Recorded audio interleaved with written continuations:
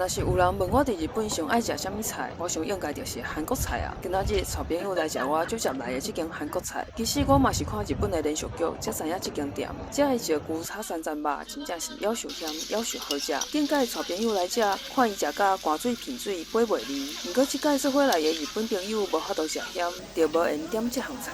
我连届才过来食互各位看。伫日本要食猪肉是真简单。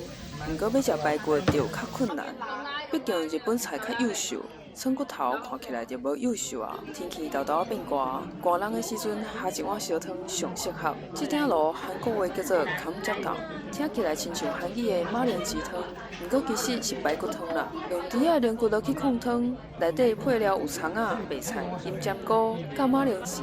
上重要的就是这个马铃薯，不过其实原底감자탕是无咧放马铃薯的啦。一碗食落到底，毋但温暖嘛足饱足。另外，咱才过来看我食别项。